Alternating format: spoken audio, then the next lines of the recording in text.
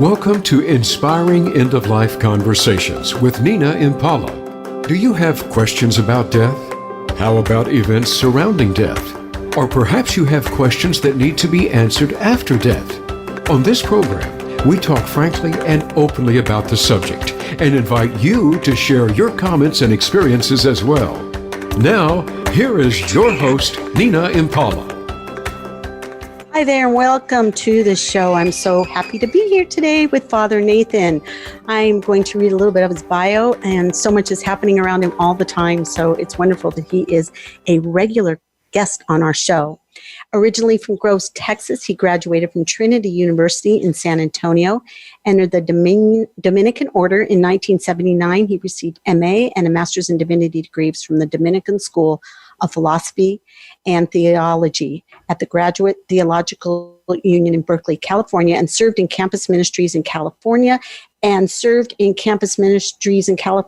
Arizona 27 years. He was pastor, director of the Catholic community at Stanford University and also at the All Saints Catholic Newman Center at Arizona State University. He's chaired the executive board of the Catholic Campus Ministry Association. He is the author of And Toto 2, The Wizard of Oz as a Spiritual Adventure, and his new book, Afterlife Interrupted, Helping Stuck Souls Cross Over. Over the past 22 years, Nathan Castle says he has helped at least 350 people who died suddenly adjust to the afterlife. These victims of fires, automobile accidents, shootings, stabbings, and drownings came to him in his dreams, seeking help for resolving their interrupted death experiences. And although such contact with the other side was not something he sought out, Father Nathan has come to believe that providing such help is something the Holy Spirit has given him to do. He's a regular guest on my show, and he's on the third Wednesday of every month, and I am thrilled to have him here again today. Well, not as thrilled as I am to be back with you. Well, thanks, Father Nathan. I just love it. It's great. And I want to really talk about today in the beginning of the show, the companion video series that you're doing to your book. You so graciously shared it with me. It's 5 hours, and I'm getting into the fourth module. But the one thing I really wanted to bring up today, and this is all for you to just kind of get a little sampling of what's in this video series that goes with the book, is that Father Nathan consecrates his sleep. And he's told me about it before, and I've never really thought about it until I heard him speak of it and the lessening of anxiety is what I felt when I was listening to it, and I took a bunch of notes about it. And having so much to do with the breath out. Am I right about that in consecrating the sleep? So I want you to kind of tell us about it a little bit, Father Nathan, because it's just really beautiful what you do before bed. I've never even heard of it before, actually. Sure. Well, a part of that started in childhood. I had the experience of my Catholic devout mother putting me to bed and leading me in my night prayers. And that was a succession of blessings of people. When I was really small, I could at least do a repeat after me thing. She would say a name, and I would bless that name. And then later, and for most of my life, prayer before bedtime has been my best prayer time. Wow. Mm-hmm. When I'm, kind of powered down from the busyness of the day. And then, are you familiar with the prayer called Compline? No. A lot of people aren't. It's spelled Compline. And in a monastery, Compline is the last prayer of the day. It's a kind of prayer that tucks in the monks for the night. Oh, nice. And I have prayed Compline for many years. It essentially is a sort of, if you could imagine your consciousness being an object that you could hand to another person. Okay. Right before you're going to go unconscious and not in need of your consciousness, you hand it to the Holy Spirit and say, here, would you like this? And by the way, if there's anything that you can do with it while I'm asleep, go ahead. So I've been doing that for many years. So that's part of it. So it's kind of like you're in service in the evening. Yeah, St. Paul said to pray without ceasing. Yes, it's but true. God designed our bodies to be unconscious 1/3 of every day. Yes. And so what does it mean to pray even while you're unconscious? Mm-hmm. Well, part of what I do is consecrate my sleep time.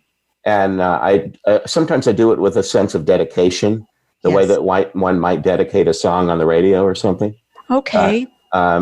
This is going out to all the saints and angels. I just asked for my consciousness to be held safe, for me to Yes. be safe in the night, and that if I can, I intercede for other people.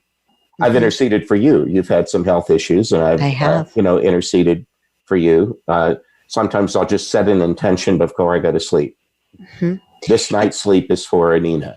Okay. Something I like love that. that. Thank you for that. I am Sure. feeling better. Thank you. Mhm. And the other thing, I know you're so much into etymology. A lot of people are learning that about you.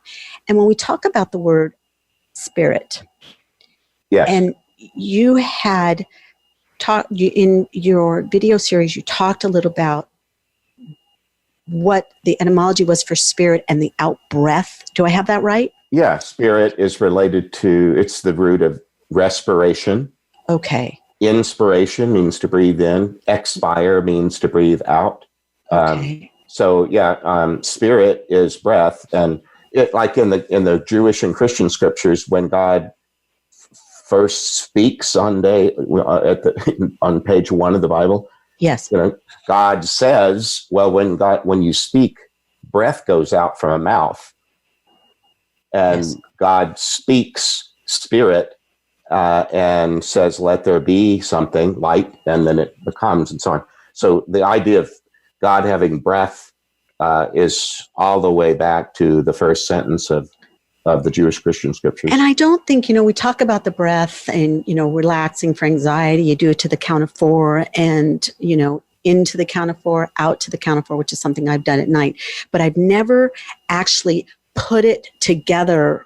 I mean, I always felt the breath is holy because I always believe it's our connection to heaven. I wrote an article about that, but there was just something in it when you were speaking about it that felt very peaceful, and thinking of the word spirit and thinking of my out breath and what it can do while I'm asleep, because you're not even thinking about it. You breathe in and out the whole time you're sleeping, and it is something that just happens. So I really liked listening to that and practicing it when I go to bed. You were breathing in the womb Yes. and you were breathing liquid at the time.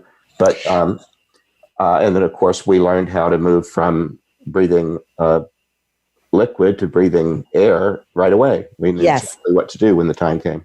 And with that being said, this is one little gem that came, and then just to let our audience know, when you were discussing. Well, it absolutely has to do with death.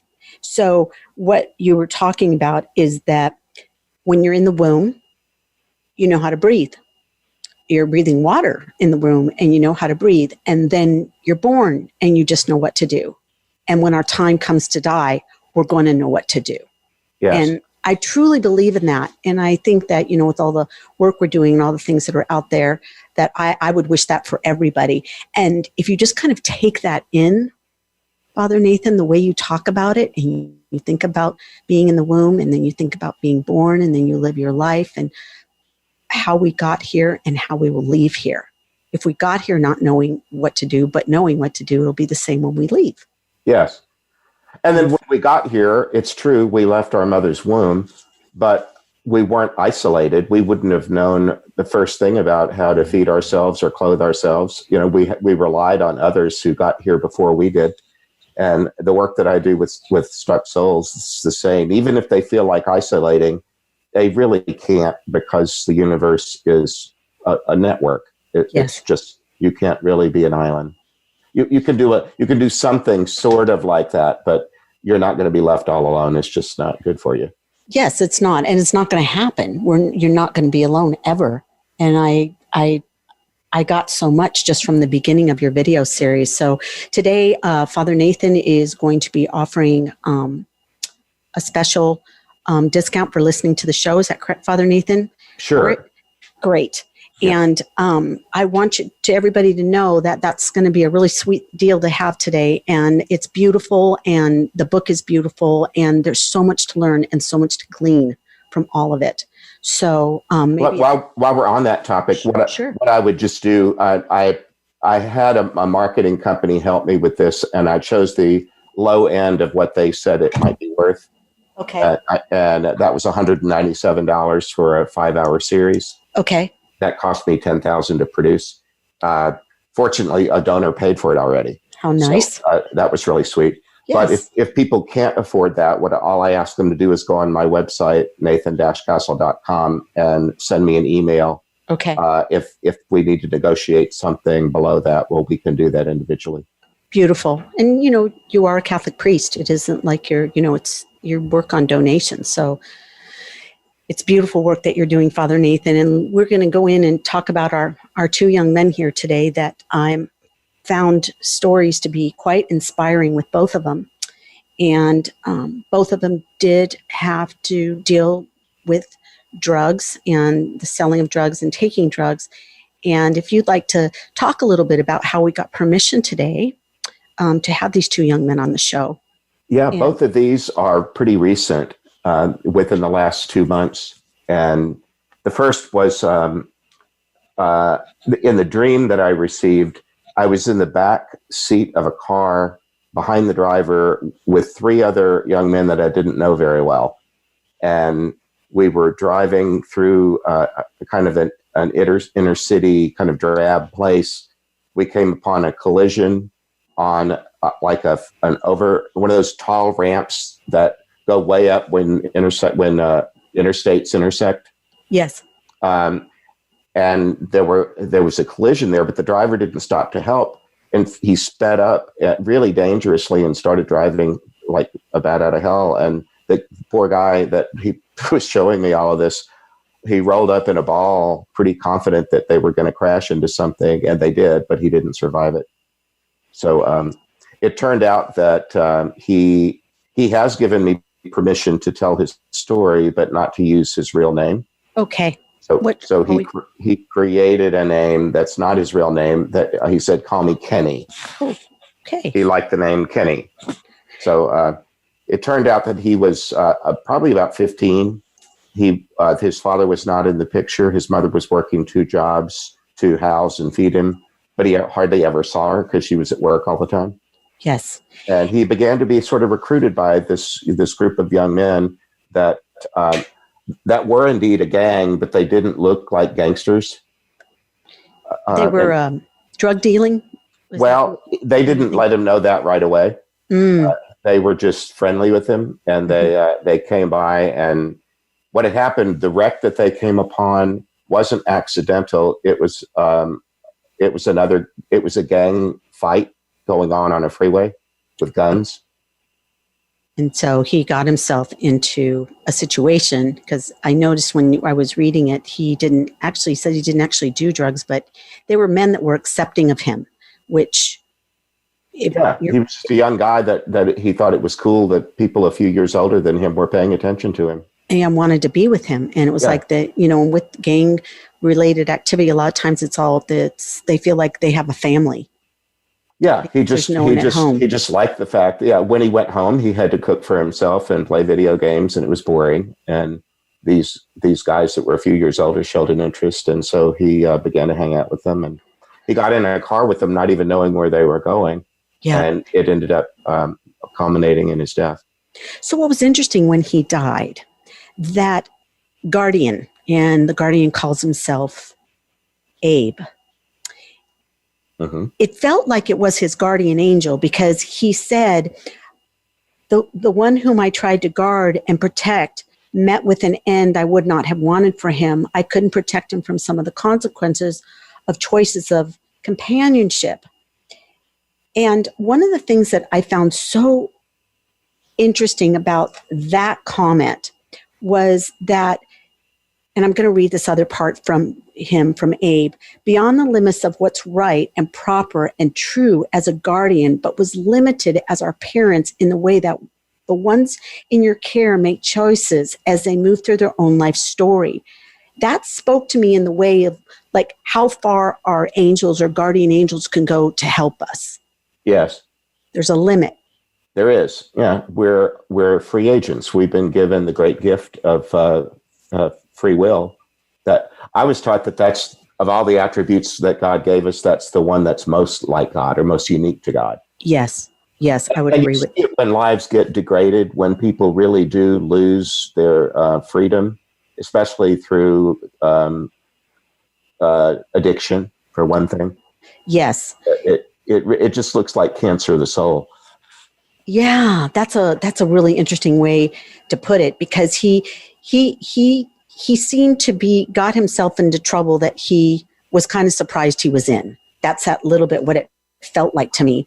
But he the guardian just seems to, the wisdom of the guardian when he says that, and I want everybody to hear this, it doesn't matter what the external appearances are of choices people make, they're still valuable even though they make mistakes. And that's love. That's the afterlife. Yes. And from the work that you've done, what I've noticed is, these deaths, they're all very traumatic in the way that they've happened, and people feel bad about themselves and there's guilt involved, and, it's still kind of there, but they're in this place where people love them and helping them get to these different levels, I guess you would say, with all these different people that are helping them. Yes, a lot of it seems like kind of an organized continuum of care, something like hospitals are organized. Yeah.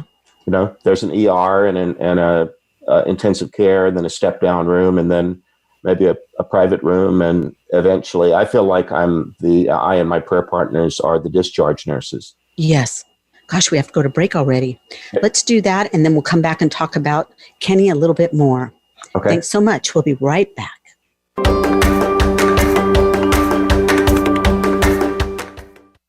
Become our friend on Facebook. Post your thoughts about our shows and network on our timeline. Visit facebook.com/Voice America. Nina offers an alternative to traditional counseling. Sessions are not just 50 minutes, but a full hour. When you go in for a regular counseling session, many times you don't remember everything. Nina's difference is a summary email after each session and/or a follow-up phone call if needed up to 2 weeks after. Nina also provides hospital visit consultations as necessary. Sessions with Nina Impala are $250, and if you book a 3-session package, you will get a $100 discount. Let's get you feeling peaceful and happy again. Losing someone we love is one of the most challenging, fearful, and heart-rending experiences we are ever likely to face. In her book, Dearly Departed, Nina Impala shares stories of her experiences as a hospice volunteer for more than 12 years and how those experiences prepared her for the final days of her own parents. Nina emphasizes the importance of being a good listener and living a good life. Dearly Departed by Nina Impala is available in paperback or Kindle edition through Amazon.com or your favorite book retailer. Have you friended us on Facebook yet? Why not? Just go to facebook.com/Voice America or search for the keywords Voice America. Once you are part of our Facebook network, you'll receive daily messages about what's happening with our shows, this week's featured guests, and new happenings at the Voice America Talk Radio Network. And you can add your voice to the always active discussions on our timeline. Just go to facebook.com/Voice America or search for Voice America.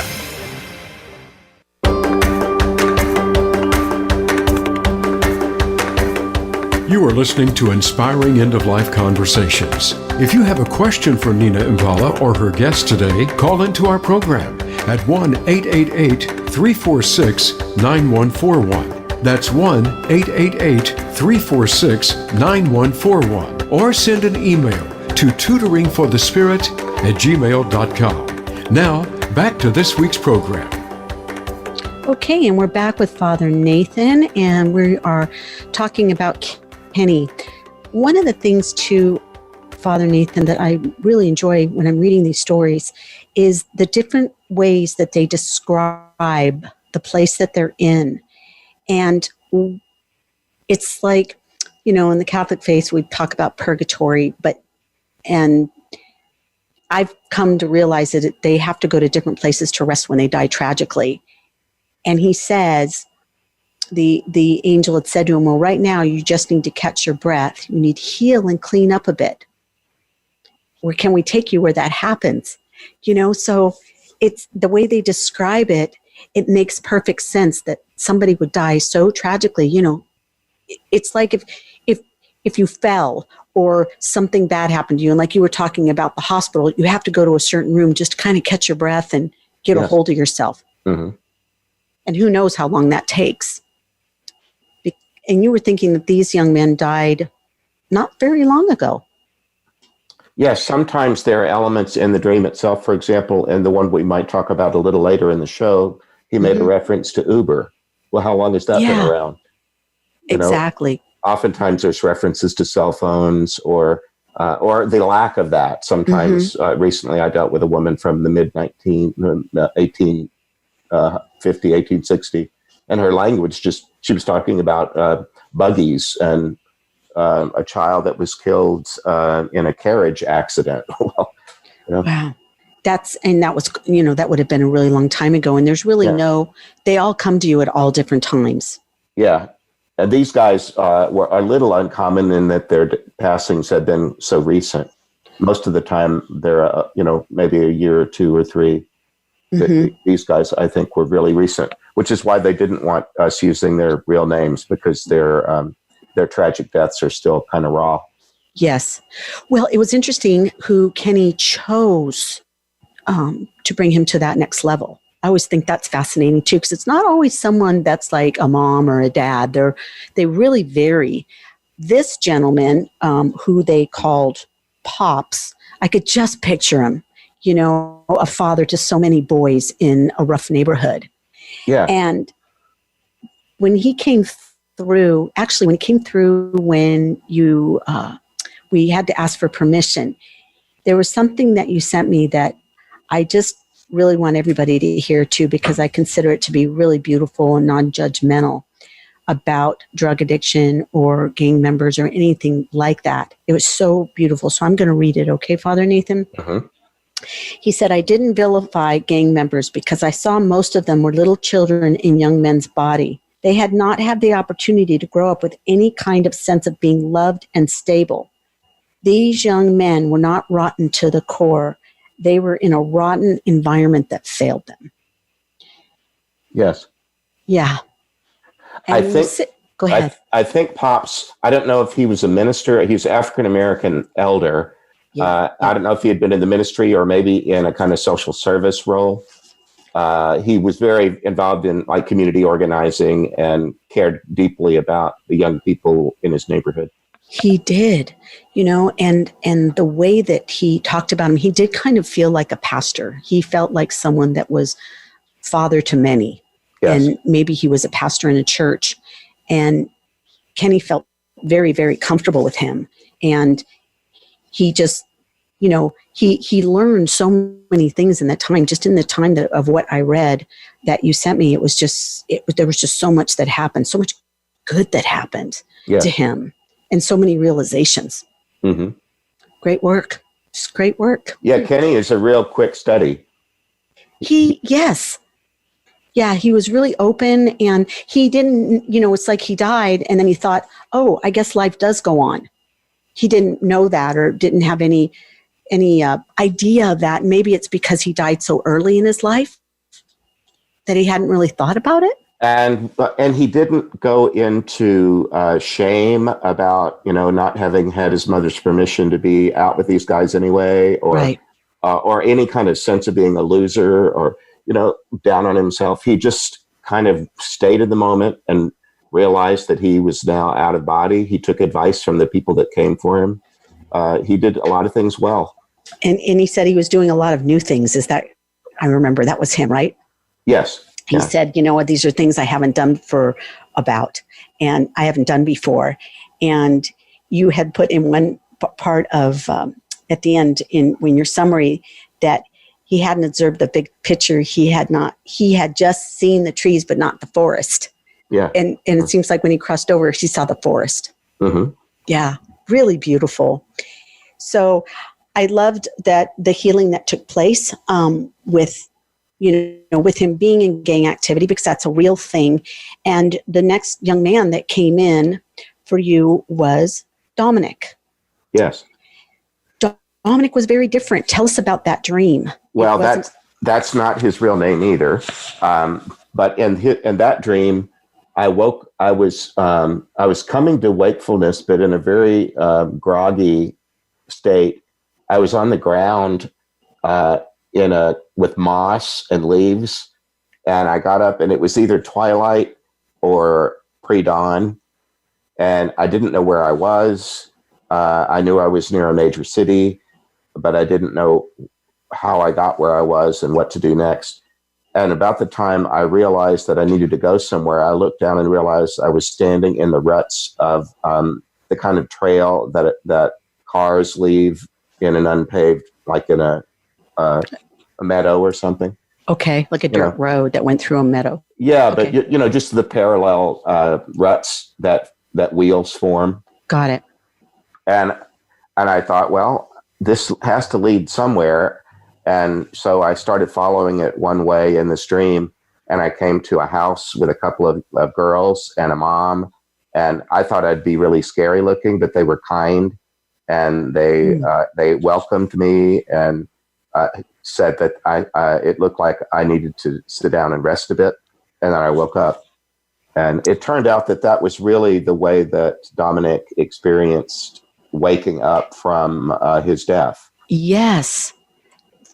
When I read your stories, I always get visions as well. And I just imagined him like, I don't know, kind of like Goldilocks, just walking down the road and looking for whatever he was looking for. And then he ends up in this place. And I immediately thought that they were angels too. Or at least, if not angels, at least afterlife helpers. Afterlife helpers. Okay, yeah, that's good verbiage for that. Afterlife helpers. Because a lot of the people that I help, after they are helped, they kind of want to turn around and help others. Yeah. The way a lot of people who had hospitalizations when they were children end up becoming physical therapists? Yes. That sort of thing? Yes. They have a feel for the territory and feel like they'd like to turn around and do for others what was done for them. Yeah. So I see that happen in the afterlife too.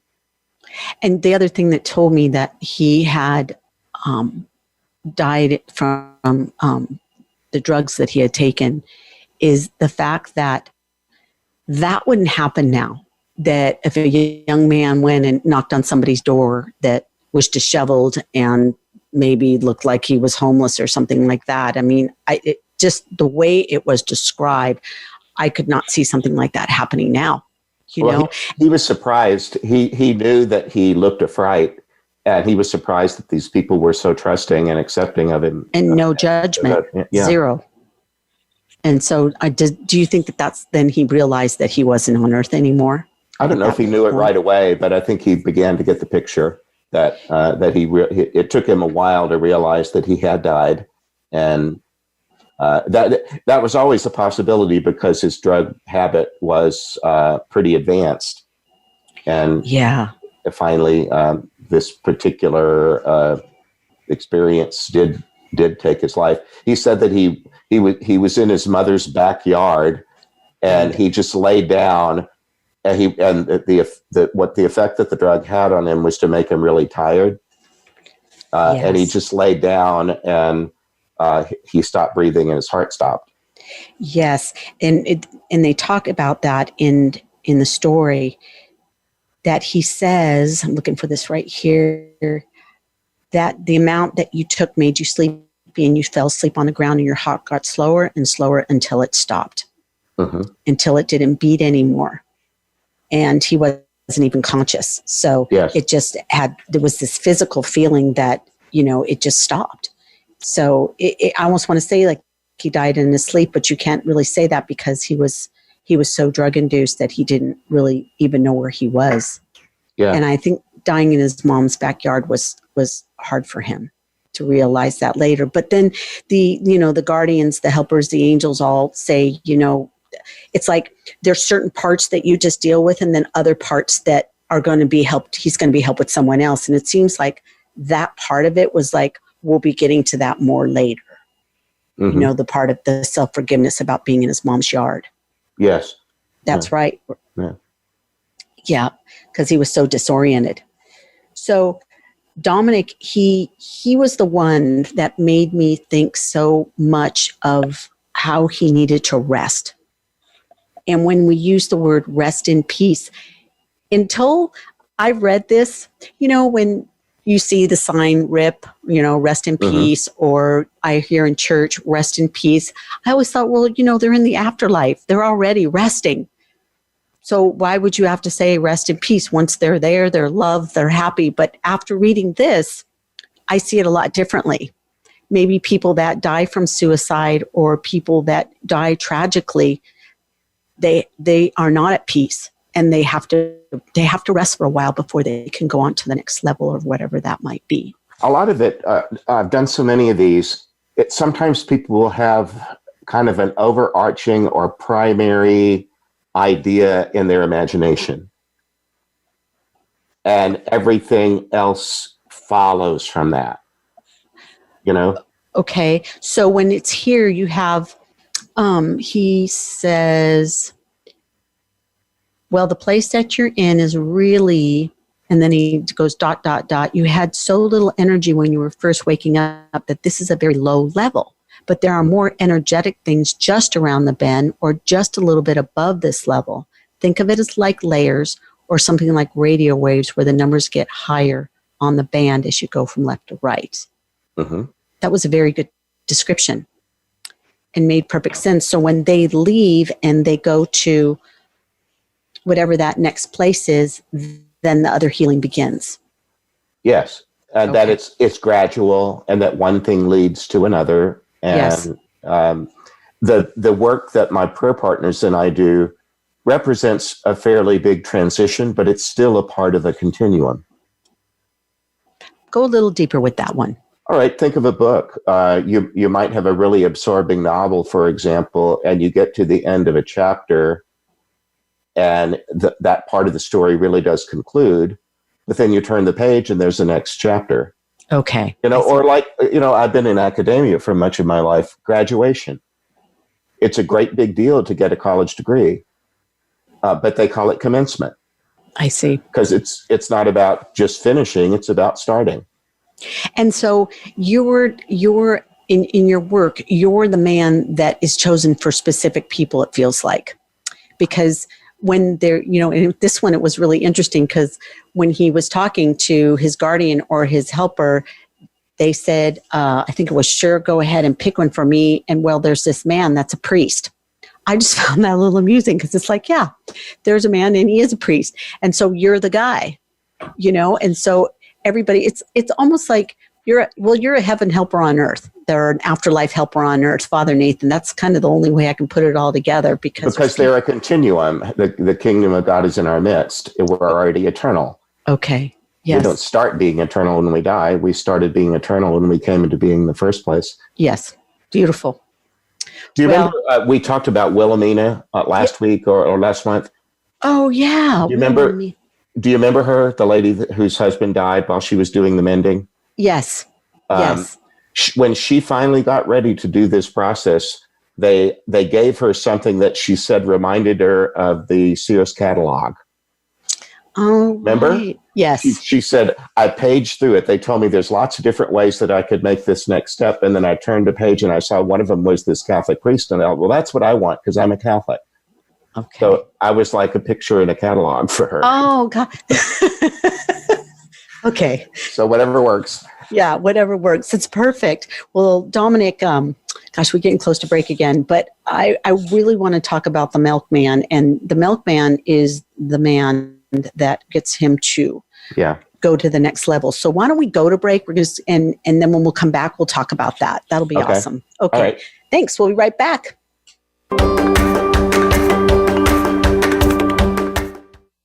Become our friend on Facebook. Post your thoughts about our shows and network on our timeline. Visit facebook.com/Voice America. Nina offers an alternative to traditional counseling. Sessions are not just 50 minutes, but a full hour. When you go in for a regular counseling session, many times you don't remember everything. Nina's difference is a summary email after each session and/or a follow-up phone call if needed up to 2 weeks after.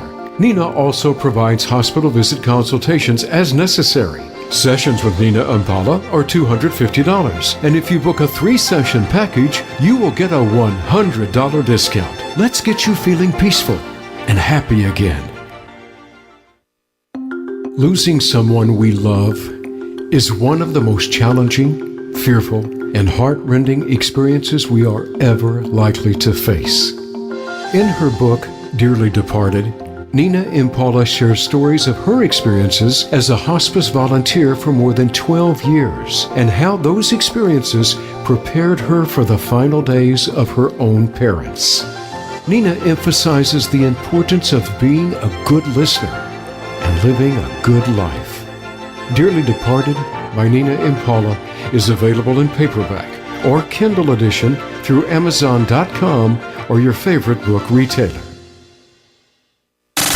Have you friended us on Facebook yet? Why not? Just go to facebook.com/Voice America or search for the keywords Voice America. Once you are part of our Facebook network, you'll receive daily messages about what's happening with our shows, this week's featured guests, and new happenings at the Voice America Talk Radio Network. And you can add your voice to the always active discussions on our timeline. Just go to facebook.com/Voice America or search for Voice America.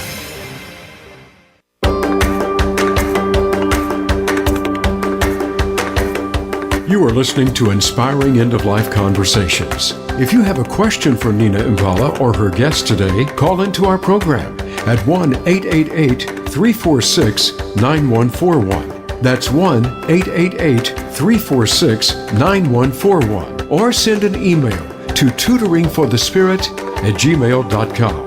Now, back to this week's program. I'm back with Father Nathan, and we were talking about Dominic. What's so interesting about Dominic is he did not want any drama. His life had been full of it. And remember, he had said, Father Nathan, he had talked about an Uber. And so he didn't really have an Uber or a cab, but he had the milkman. So why don't you tell us about that and what that meant for him? Back in the original dream, when he got to this place with these girls and the mother that welcomed him, he asked if he could call for an Uber. So that suggested to me that he hadn't been gone very long, because I've only known about Uber for a few years. Right. But when it did, when it really was time for him to go, instead of choosing a family member or some famous person, he just chose to close his eyes and let it happen. Because he said, nothing has happened to me since I left my body except kindness. Oh. All along the way, everybody that I've met has been kind to me. And so there's no reason for me to mistrust. Whatever the next thing is, I'm sure it will be perfect. Yeah. And that's when Al showed up. Yep, the milkman. And he says, and the thing that Dominic said, it's all very simple. I mean, if you could think back to, when you got milk bottles left on your porch, the empties were taken and the new ones were put in. It's a very simple-minded kind of job with no drama. And he said this was a new route for him, I believe. But he said, I think doing this makes him better. And they were going to be helping each other. I think they wanted me to be with somebody who can show me that it's not that hard to start where you are and get a little bit better or learn one new thing. Mm-hmm. And it was an organized path. And for a gentleman whose life was so chaotic, being addicted to drugs, this all sounds very simple. Yes, and even I've seen this before. I don't know, this Al didn't tell us very much about himself, which is normal when you're a delivery guy. Right. When the UPS guy comes to the door, you don't quiz him about his life story. No. He's not there for that reason. No. Go ahead. So Al shows up and says, I know how to deliver the milk and I know how to pick up the empties. And this is a new route, but they've given me explicit instructions. I have all that I need to do the job right. And I think Dominic felt a little bit like an empty, but that didn't bother him. He felt like what did you say? Like an empty bottle. He said he I don't know if he had done any AA or NA or any of the 12-step movements, but he said people that have stories about being empty or in the gutter or completely down and out, some of them turn that around and make that a really powerful healing for other people. It's true because. Go ahead. I'm sorry. That he didn't mind the idea of maybe being kind of compared to an empty milk bottle. He said, "But there's a place for me. I belong." And this Al guy knows where to take me, and it looks like there's something in it for him too. That he's learning something. Yeah. He talked a little bit about. He talked a little bit about that. The chaos of being addicted, and I think. For someone like him who just needed to rest and stuff, this was perfect for him. What was beautiful, I'm going to go digress a little bit to what you were just talking about them, both of them, Kenny and Dominic today, wanting to share their story, almost like an AA meeting, where people talk about things that there's no judgment if you go to an AA meeting and people, and they keep it amongst them, their own little unit there in the AA meeting. You're not allowed to talk about it outside the circle. And people that have bottomed out and had to share some pretty ugly stuff and knowing that it helps other people. And I thought that was so beautiful when you went in and asked them about their names and stuff, if that's something that they brought up all on their own. Is that correct? I think Dominic's the one that talked about that. Am I right? Yes. And, if you know about the 12 steps, that one of the right near the beginning, you are encouraged to access your higher power, however you conceive of that higher power. So it doesn't have to be God talk. So once in a while, I'm around people that are surprised that I'm not asking Jesus to come. Yeah.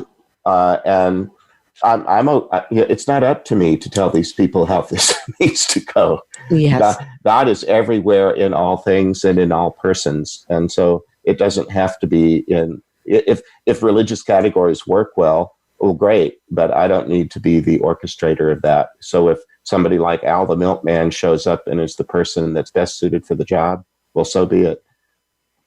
Yep. It was really a beautiful exit, and the next thing for him will probably be, the bigger story of how he became addicted and there were other people to help him with that. And we're the beginning part of that journey. And I just think it's beautiful. And, going back to your video series here for a minute, you just reminded me of something. God is everywhere and in every cell and everything and all persons is, even though you're a Catholic priest, I really want people to know out there, everything it's your video series is very universal. But you're bringing in it the beautiful gems and wisdom of being a Catholic priest, which I love. And so, but if someone was to watch the video series and, pairing it with the book, of course, they're going to get, it's like, I want to say it in a way that it's adding so much more to whatever it is they're learning. That's what I felt during the beginning part of the video series that I've watched. It's added so much to my own life. Well, I'm glad for that. In all aspects. So there's really a lot to learn from it. I always kind of feel like I'm in school, which I am in school all the time. But the video series feels very like I'm taking a college class, actually, in theology. Well, I started calling it a course, but then one of my sisters is an educator, and she said, this is instructive, but it really isn't organized quite like a course. So she discouraged me from using the word course. But it is, in a way, theological study with the touches of your etymology are in there, which I think helps explain a lot some of the things that we talk about when we talk about your people that you help cross over. During the week, Father Nathan, do you have this every week? Do people come in every week? I don't know if we've talked about this before. On average, it's about once a week. Sometimes the Holy Spirit knows when I'm over busy. Oh, that's interesting. When I'm over busy, they kind of leave me alone. And then when I get a little break time, sometimes I'll get two in the same night. Yes. Or sometimes they will come in kind of a bundle. And I'm never completely current. I think I have about 6 in the line right now. Wow. But my prayer partners and I are doing almost all of this on Zoom calls now because of the inability to be in the same room. Yeah. But tomorrow I have the day off. Actually, I don't. Friday I do. Maybe on Friday I'll set up a Zoom call and we'll help some people. I usually do 2 of them back to back. Well, it's interesting because it's these conversations and the connection to the afterlife. What you have. It's like when I think that was with Dominic, when they say there's this priest, and I could just see him having the conversation. There's this priest, but he's working on media right now, and we're going to have to wait a couple weeks, or because time's different there. But whatever it is, I feel like they're just kind of in line, And nobody feels it's not annoying, like being left on hold or impatience, right? Yeah. People know better. No, I haven't experienced any of that, or nobody that's got an attitude about, well, finally, that just doesn't happen. Yes, and after you do have them, I'm going to ask you a couple questions here about those experiences. Are you able to usually just go right back to sleep after something like that, or sometimes is it hard to go back to sleep? Mostly, I go right back to sleep. I usually keep a little bit of light reading on the nightstand anyway, or crossword puzzles or something. So I'll say a quick prayer and a blessing over the person. And then if I don't think I can fall asleep quickly, I'll, read something light or just distract myself until I'm getting sleepy. Yeah. Wow. But even the ones that are really violent and ugly, they don't ruin my sleep for the rest of the night. They just... You are the man for the job. That's for sure. I know with my hospice work, a lot of people have always said to me, in fact, yesterday, I'll tell a quick little story. I was at the cleaners, and of course, there's so many people suffering right now, which is different things. And her cleaners was practically empty, but she was happy to see me, and I brought her something in there I wanted her to mend and fix for me. And she goes, I'm not sure when I'm going to get it back. I said, well, I'm not in a hurry. And I handed her my card, and she looked at my card and she goes, you do hospice? And I got this weird, just strange look on her face. And I said, yes, I do. And she was shaking her head back and forth going, I don't know how you do it. And I said, listen, and Mother Teresa was great for this too. She says, we all have our gifts. This is yours. That one's mine. And she said, it was really cute. She said, well, I have a gift with animals. If you ever need to just give me your dog, or you want me to take care of your dog, or your dog is sick, she goes, I'm the girl for the job. I go, see, there you go. There's your gift. Because we all have things that we're able to do. Sure. And, I sleep horribly at night. I could never do what you do. There's no way it could ever happen. But many times, I will say that when I'm reading your work, and also in your video series, I'm going to bring this up too, you talk a lot about imagination. I do. And it's beautiful. It really is.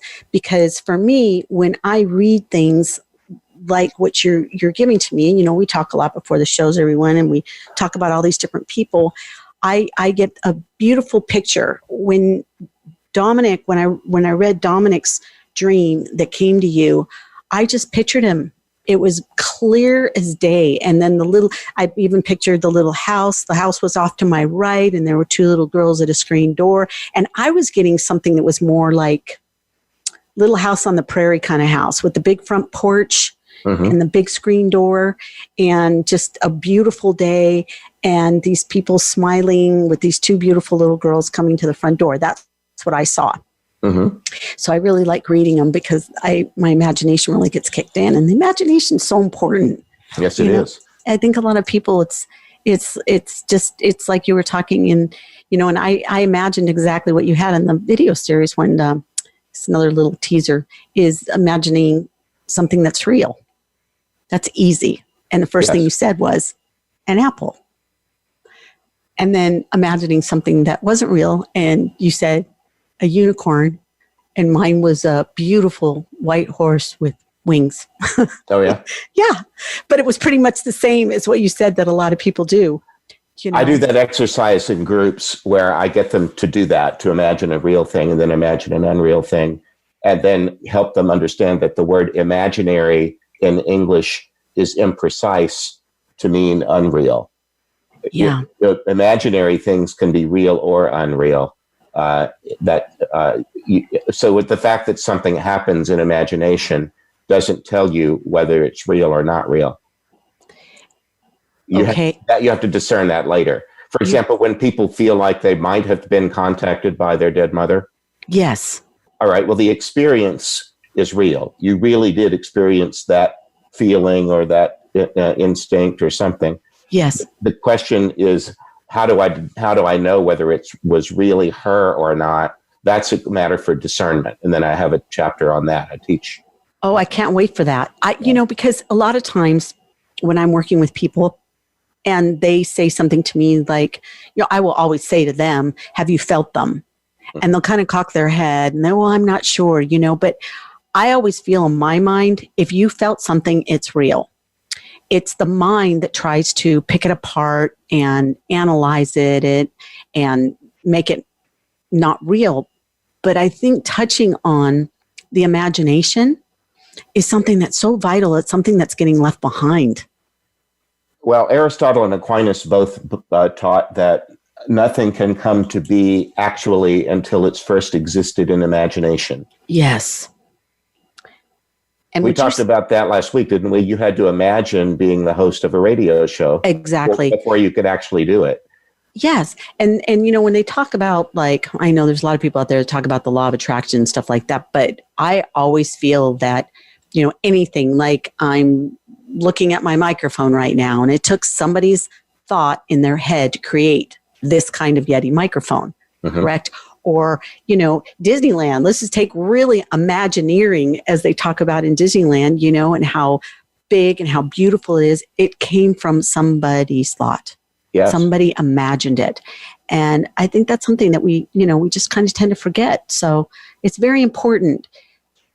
And as we're and what's in your imagination when you die, has a lot of power to determine what happens next. Yes. Oh, good thought for the ending of the show. That is beautiful. Say that one more time, please. What people imagine at the time of their death has a lot to do with what happens next. Oh, gosh, that could be a whole show, Father Nathan. We'll have you on again. Oh, I will have you on again. Father Nathan will be on again the third Wednesday in August. I'm so happy that you were here today and we got to share Dominic's story. We got to share Kenny's story. We got to talk about your video series. Please check it out. And Father Nathan, tell them where they can find you and get a hold of that video series. Yeah, visit me on my website is my name, Nathan. That's Nathan -Castle, Nathan-Castle.com. And it's in the show notes too, folks, on Voice America. So reach out to him and read the book. It's so beautiful. It's a lot more about what we're talking about here with some incredible stories. Thanks again, Father Nathan, and you have a wonderful weekend. Okay. God bless you. Bye-bye. God bless you too. Take care. So that wraps up another great show today with Father Nathan. We have just had so many great people on the show that are bringing so much to this world right now, and it's kind of in a sad place. So I want everybody to try and stay uplifted. Remember to have fun and imagine good things in your life. Imagine good things that are coming, and take care. God bless you. Bye-bye.